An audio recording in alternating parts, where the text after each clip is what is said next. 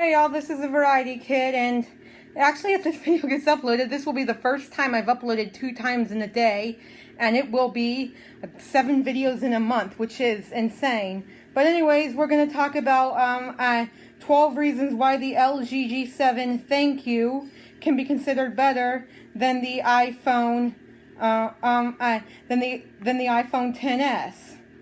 In the last video, I talked about 12 reasons why the iPhone XS can be considered better than the LG G7 ThinQ.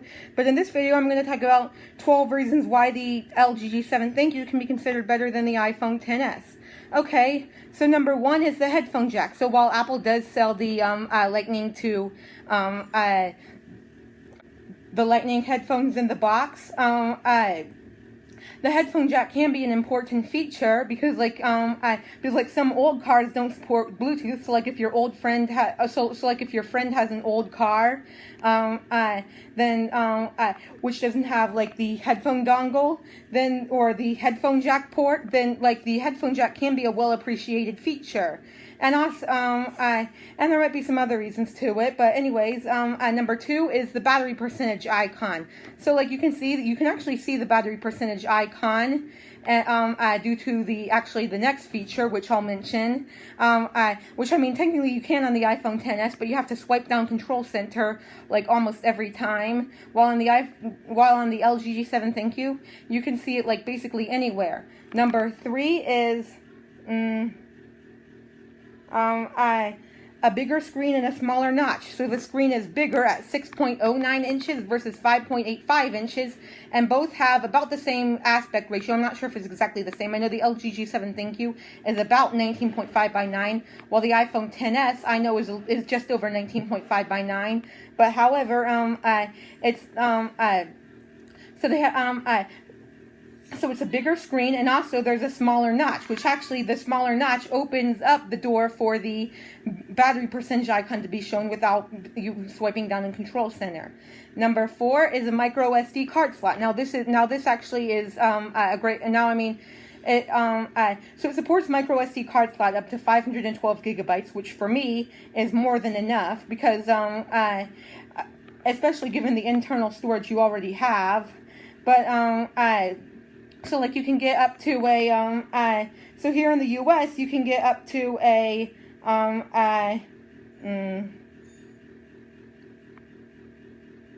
most countries you can get up to 576 gigabytes, while if you get it from Hong Kong or Singapore, you can get up to 640 gigabytes, which is a lot. Which actually it is worth noting that the iPhone XS Max does have a 512 gigabyte storage model. Yeah, it does cost a lot of money. Anyways, next point. Number 5 is a better speaker. So like it's probably louder than the G7, than the XS, and also there's a boombox speaker. I mean, while both have the bottom speaker and a front-facing speaker, I'm not sure if the boombox speaker is a front-facing speaker, like a separate front-facing speaker, or if like the boombox speaker is like combined with the front-facing speaker. But however, I know that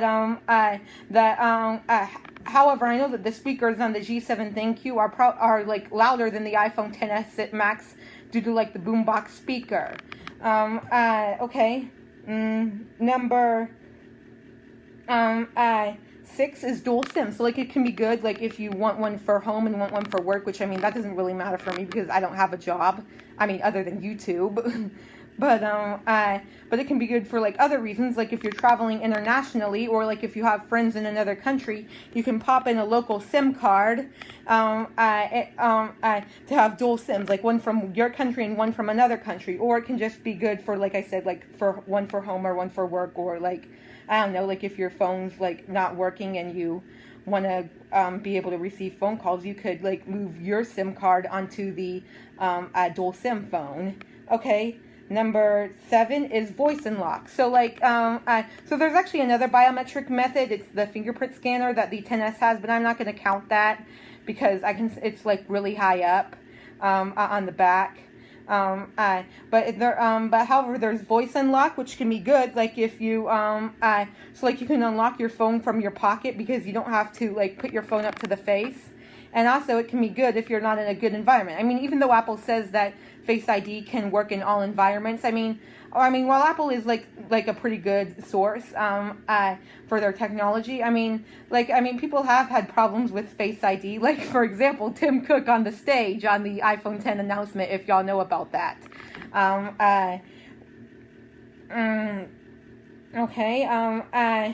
Number 8 is the fast charging cable in the box. So I think it includes both, but I know it at least includes the cable, and this is a really good feature because it can save you a lot of money.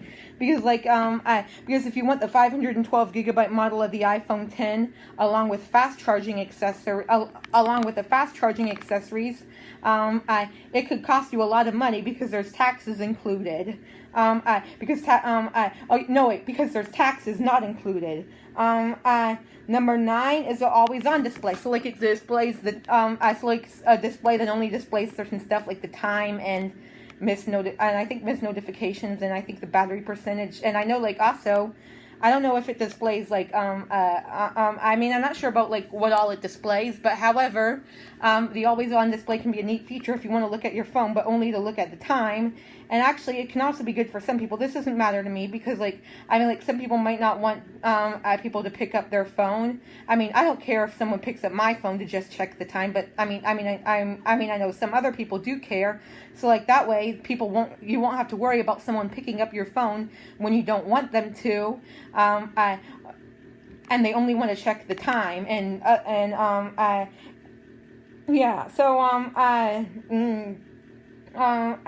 Number 10 is the better rear camera. So the rear camera produces sharper photos at 16 megapixels versus 12 megapixels. And it also has a lower f-stop, which could lead to better low light photos at f1.6 versus f1.8. Number 11 is a wider front camera. So the front camera is a wide angle lens, which can be good if you want to take those group selfies and you don't have to worry about a selfie stick. And I thought that most selfie sticks, require the headphone dongle. It could be a really good feature because because you might not be able to use a selfie stick with due to the lack of the headphone jack.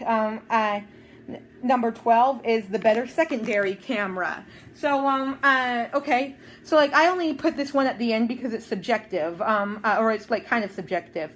So the front camera is better, and I say that because I meant the better secondary camera on the rear camera. So actually their cameras serve for different things. The G7 ThinQ serves for a a wide angle, while the 10S serves as a telephoto lens. But what makes it better, at least in one way, is that the telephoto lens is an f1.9 f-stop, while the 10S Max is an f2.4, meaning that the so I'm not sure if LG does disable the secondary camera in low light situations, but even if it does, the secondary camera will work more often. I know what y'all might be thinking. It does look like the telephoto lens does work in low light situations, but actually the thing is that if you're not in a lit enough situation, which actually the telephoto lens did improve from the 7 Plus and 8 Plus on the 10S from f2.8 to f2.4. But however, still, if you're not in a lit enough situation, which that can be fairly common, especially if it's really dark outside, like it actually is right now, because it's 7:40 right now. The telephoto lens could, the lower f-stop could be an advantage. Anyways, those are the 12 reasons why the LG 7 ThinQ can be considered better than the iPhone 10s. I hope you all enjoyed the video, and this is actually my 30th video. I know.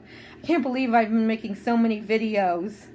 If this video gets uploaded today, it will have been, which I think it will, this will have been the first time I've uploaded 2 videos in a day, and actually within a few hours, within a few hours, by the way, I mean probably within less than 2 hours, and this will also be the first time I've uploaded 7 videos in a month. Bye.